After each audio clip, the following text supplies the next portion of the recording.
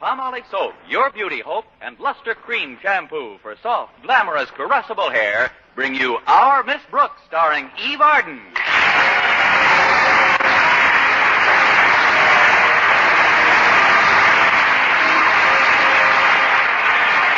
To most of us, a school dance isn't the most exciting event in the world, but to our Miss Brooks, who teaches English at Madison High, the one planned for last Friday night was a most welcome diversion. The more so since I was expecting bashful Mr. Boynton to peer out of his shell long enough to invite me to go with him. Anyway, last Friday morning, Mrs. Davis, my landlady, and I were discussing the dance at breakfast. Where did the funds come from for this dance, Connie? We're raising the money by means of a wishing well in front of the school. It's an idea of Harriet Conklin's. Everybody's supposed to throw in a dime.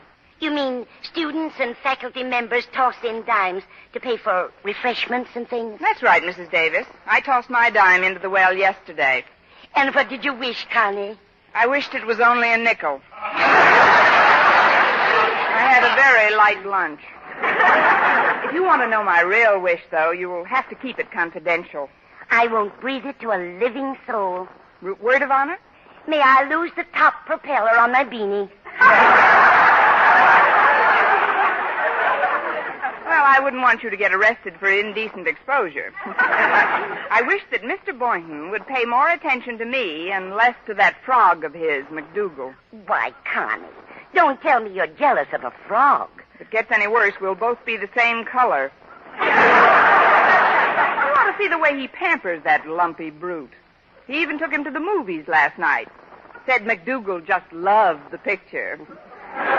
What did they see? What else? Hop Along Cassidy.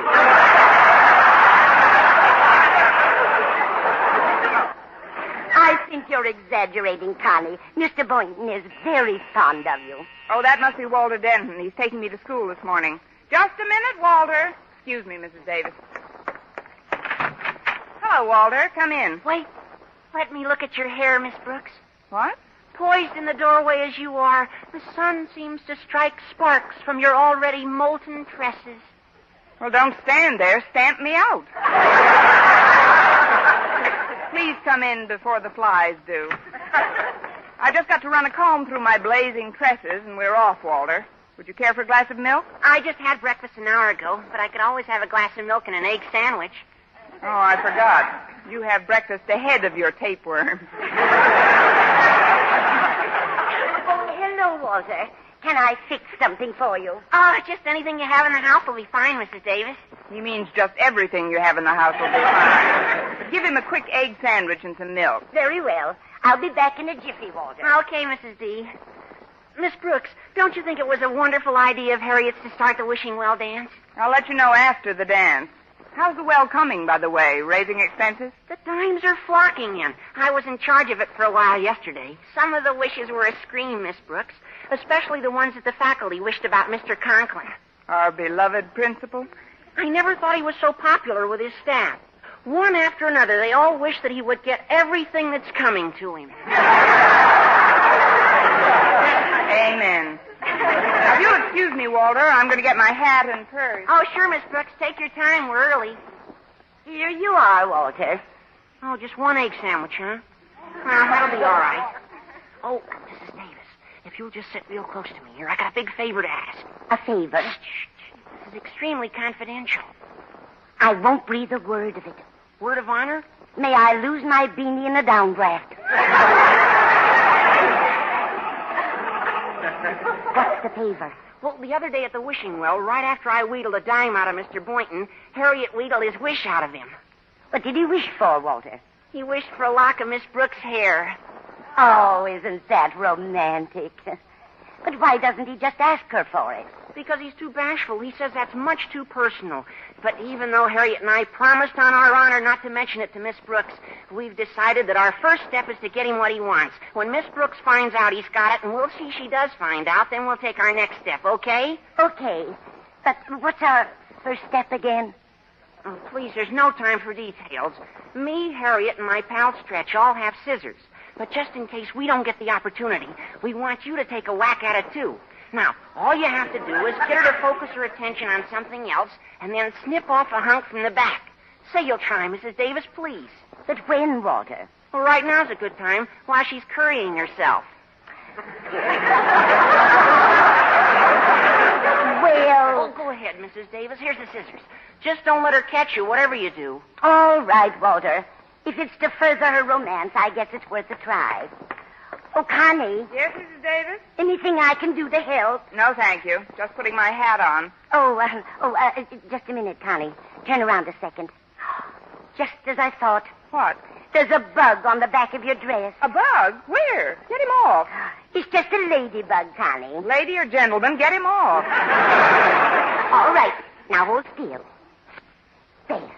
She's gone. Thanks. Mrs. Davis, are you sure that was just a ladybug? Positive, dear.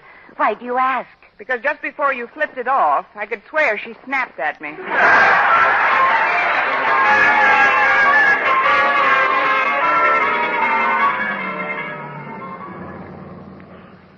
Well, here we are, Miss Brooks, 10 minutes ahead of time. Thanks, Walter. I'm glad we're a little early. Gives me a chance to expose myself to Mr. Boynton's incipient invitation to the dance. Incipient? He's been threatening to ask me, I like to think. He'll ask you, all right. He's intensely interested in you, Miss Brooks. I can tell by the way he looks at you. Oh, you can? Well, have you ever seen him look at McDougal? Oh, sure, but believe me, they're two different looks. I know. One is up and one is down. Well, I better be getting out now. Oh, just a minute, Miss Brooks. There's something on your collar. On my collar? Is it a ladybug? Yeah, I think so, yeah. Here, let me brush it off for you. Turn around. She must have come with the suit. Go ahead, Walter. There's one thing I'm sorry for. It's a ladybug with a cold. Oh, no, that was me, Miss Brooks. No, I had to cover up the... Well, that is, I should have covered up warmer in bed last night. Well, I'll find a place to park and see you in school. All right, Walter. Happy parking. Thanks, Miss Brooks. And a happy Mr. Boynton to you.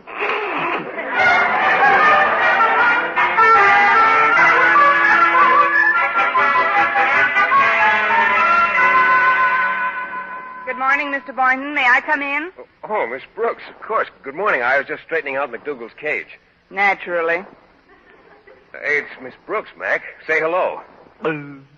Hi, Mac. Say, he sounds a little dejected, doesn't he? Oh, yes, he hasn't been sleeping well at all. Just tosses and turns all night long. So do I. But you don't bruise your sides against wire mesh when you toss around. Now, if he doesn't improve today, I'm afraid I won't be able to ask you to go to the student-faculty dance tonight, Miss Brooks. Were you going to, Mr. Boynton? You get your own date.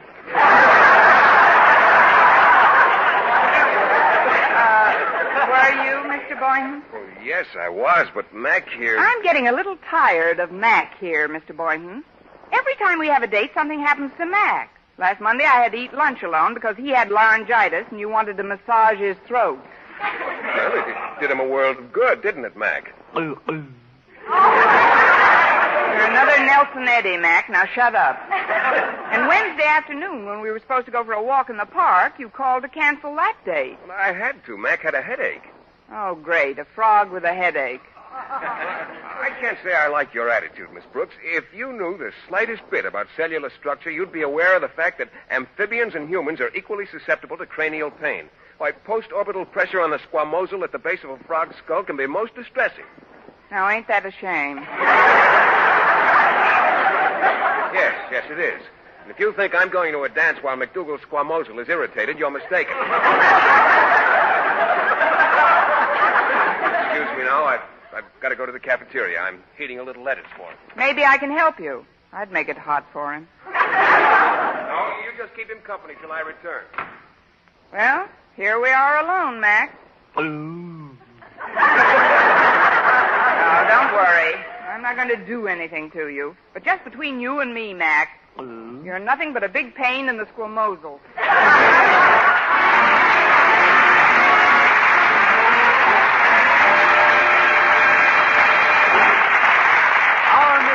Starring Eve Arden will continue in just a moment. But first, here is Vern Smith. For bare-skin beauty, it's bath-size Palmolive with its famous beauty lather. Yes, bath-size Palmolive for loveliness all over. There's something thrillingly new in this wonderful beauty lather of bath-size Palmolive soap. New fragrance, new charm, new allure. See if Palmolive in your daily tub or shower doesn't leave your shoulders, arms, and back, yes, all of you, softer and smoother. Completely lovelier all over. You'll thrill to the tender whisper of perfume it leaves on your skin. A whisper that says, come hither to romance. And this new bath-size Palmolive is so big, so thrifty, economical to use because it lasts so long and gives so much soft, lovely lather so fast. That soft, lovely lather with its alluring new fragrance is Palmolive soaps alone. Palmolive's famous beauty lather. Yes, a new fragrance, new charm, new allure that can make every woman a vision of delight in the new revealing fashions that show so much more of you. So remember, for bare skin beauty, it's bath-size Palmolive with its famous beauty lather. Yes, bath-size Palmolive for loveliness all over. Get bath-size Palmolive soap tomorrow. Menfolk love it, too.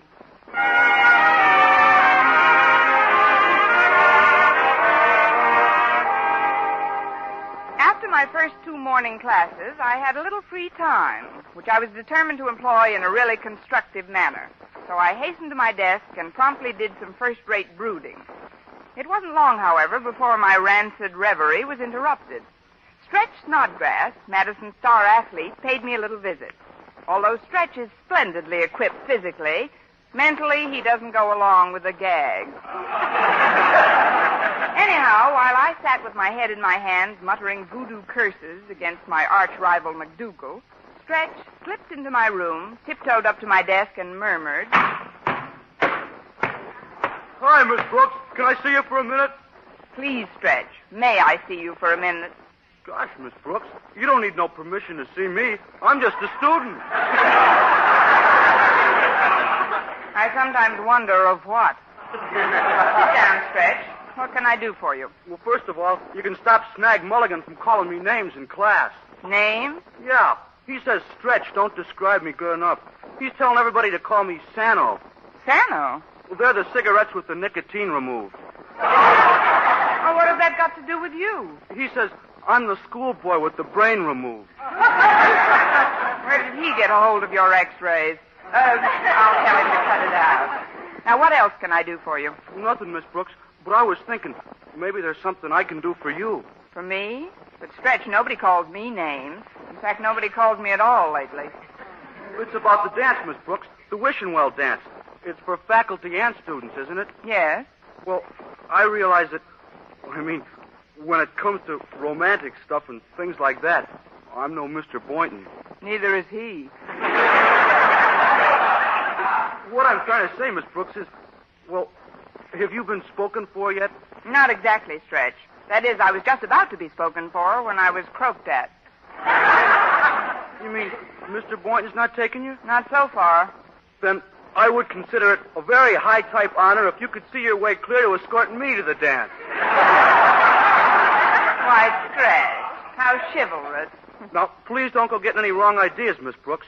That is, I don't think a person should be led on, do you? Definitely not. Then you'll understand when I tell you right out. I'm not in love with you, Miss Brooks. That's what I like, a nice clean break. No sense in dragging these things out. Oh, it isn't that I'm not terribly fond of you. It's just that, well, there's a difference in our ages. Oh, I know, Stretch. I'm old enough to be your cousin. You don't have to give me your final answer about the dance until later, Miss Brooks. After all, I think Mr. Boynton ought to get another crack at you.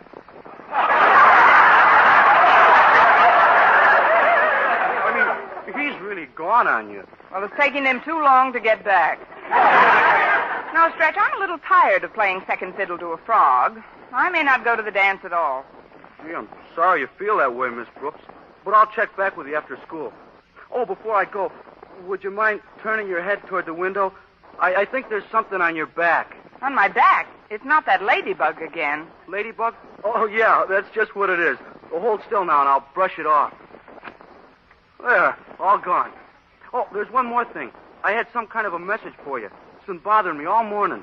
Oh, yeah, Mr. Conklin wants to see you in his office. Mr. Conklin? When did he give you that message, Stretch? This morning on the way into school. This morning? Well, what time did he say he wanted to see me? He said immediately. But it's too late for that now, so you might as well take your time. So long, Sano.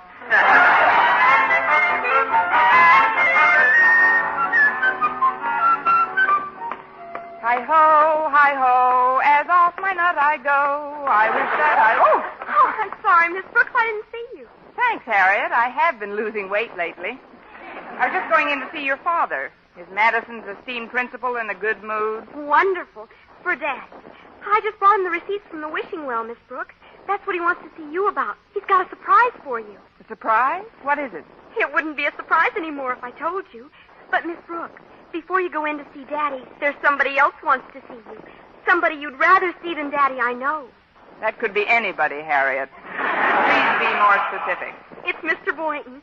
He told me to tell you to drop into his lab as soon as you got the time. When did he tell you that, Harriet? Oh, hours ago. The Pony Express was faster than you, kid. Oh, just a minute, Miss Brooks. Before you go, you better turn around a minute. There's something on your collar. You, too? Well, what is it, Harriet? Oh, I'll get it off for you. It's a small piece of yarn. Now, isn't that sweet? My ladybug must be knitting me some socks.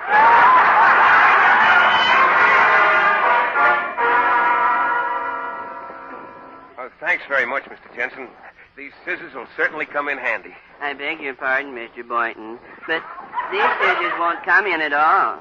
They may be brought in, but they most certainly will not come in. What?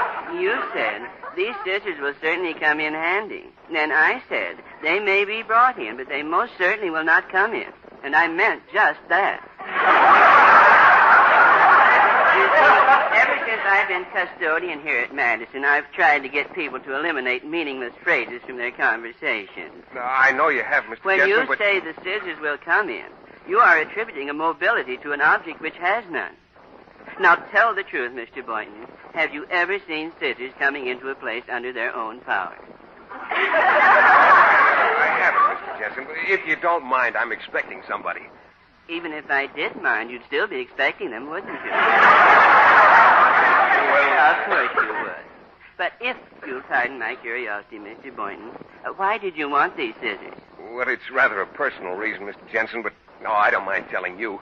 I've wanted a lock of someone's hair for quite a while now, and I've finally mustered enough courage to try to get it. Oh, isn't that romantic?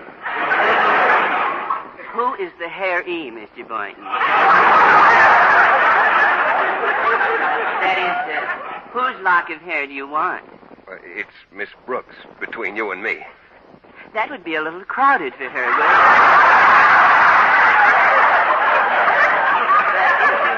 If you do want a lock of her hair, I certainly wish you good luck. I'll have to be going now. I hope I haven't offended you by indulging in my little hobby. Oh, not at all, Mr. Jensen. And about those scissors coming in handy, I get your point. Say, I get your point about the scissors. That's a good one, isn't it? No, not very.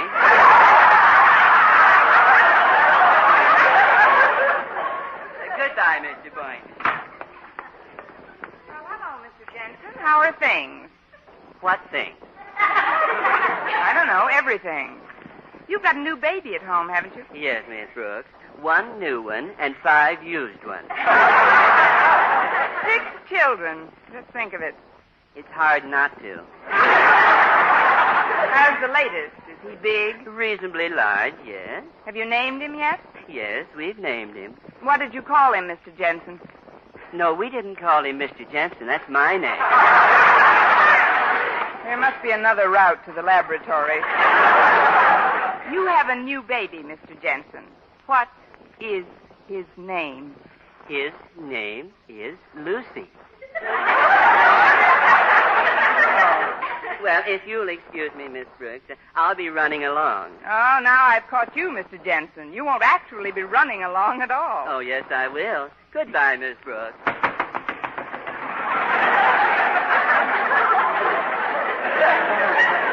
Well, some days you just can't win.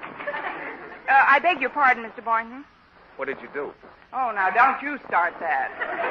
Harriet told me you wanted to see me. Oh, I do, Miss Brooks. It's about this morning. I didn't like the way we parted. Well, neither did I, Mr. Boynton, but you had to get some hot lettuce for the king of the croakers. Oh, please, Miss Brooks, don't be angry. That's all over now, and Max feels much better. In fact, if he keeps on improving today, I'd very much like to take you to the wishing well dance tonight. You would, Mr. Boynton? Yes, indeed, and there's something else I'd like to do, too. Right now. There is? Yes, there is. Would you turn your head a bit, please? Like this? No, not up toward me, away from me. In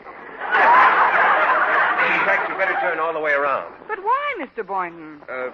There's something on the collar of your suit. It's probably just a loose thread. Here, I'll snip it off for you. There. Is that all, Mr. Boynton? Yes, Miss Brooks, that's all. Then I guess I'll be running over to Mr. Conklin's office for some warmth and affection. Oh, just a minute, Miss Brooks. You won't actually be running. Oh, yes, I will. Goodbye, Mr. Boynton.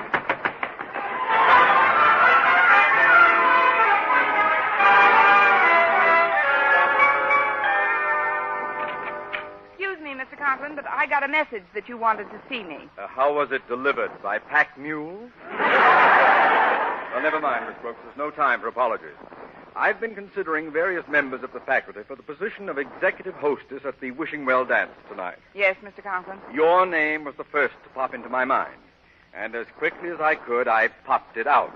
However, due to severe pressure from my wife and daughter, I hereby appoint you Miss Wishing Well of 1949.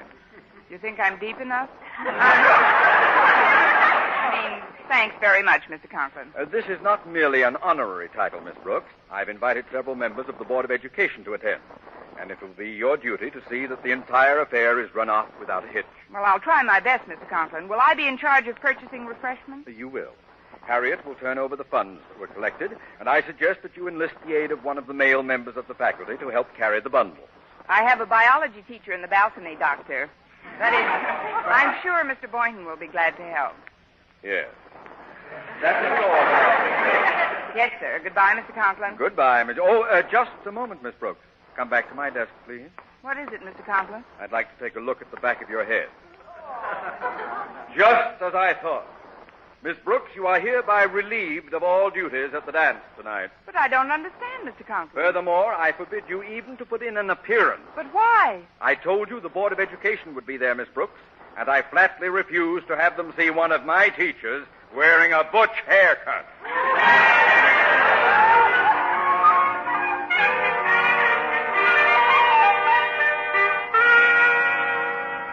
And this is what makes the platypus unique.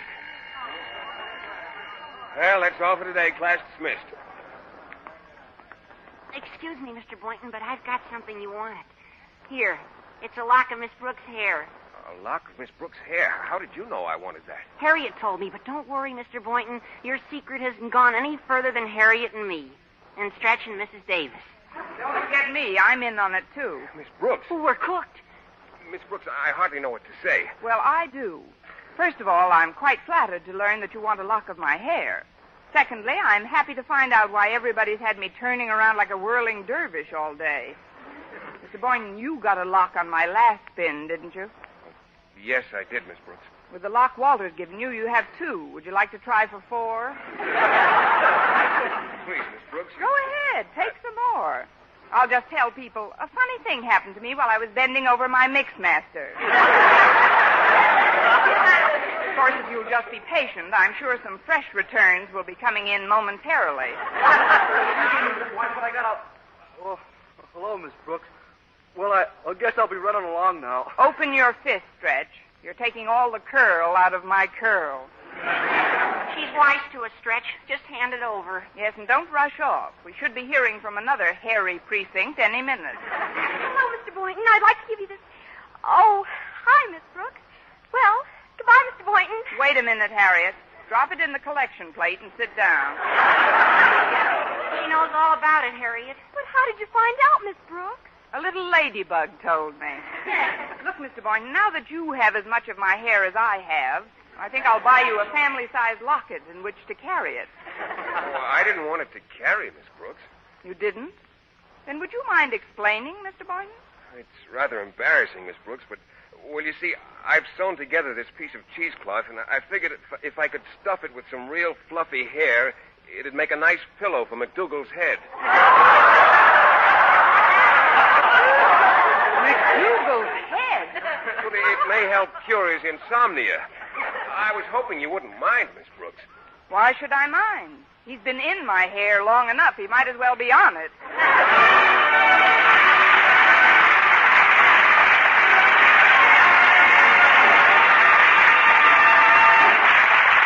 Eve Arden as our Miss Brooks returns in just a moment, but first...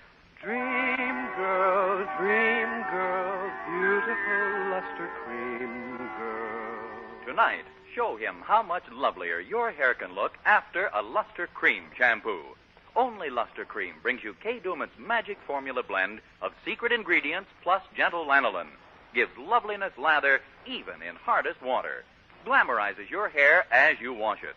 Luster Cream, not a soap, not a liquid, but a dainty cream shampoo. Leaves hair fragrantly clean, free of loose dandruff, glistening with sheen, soft, manageable. Gives new beauty to all hairdos or permanents. 4-ounce jar, $1. Smaller sizes, either tubes or jars.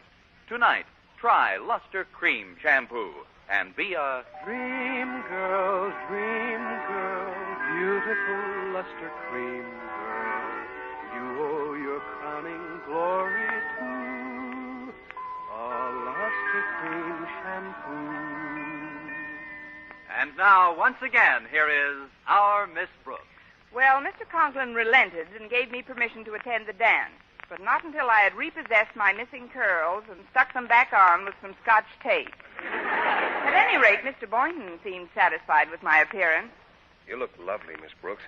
Something tells me we're going to have a wonderful time this evening. I hope so, Mr. Boynton. And I must admit that I'm very pleasantly surprised to find that you're not worrying about that frog of yours. Well, why should I worry about him, Miss Brooks? McDougal's fine. Now, how about this dance? I think they're going to play a waltz. Oh, I'd love it, Mr. Boynton. On second thought, you two go ahead. I'll cut in later.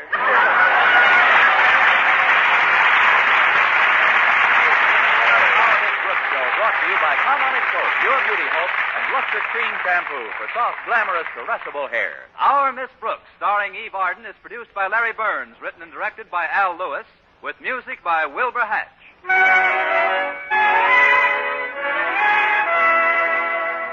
Here's good shaving news.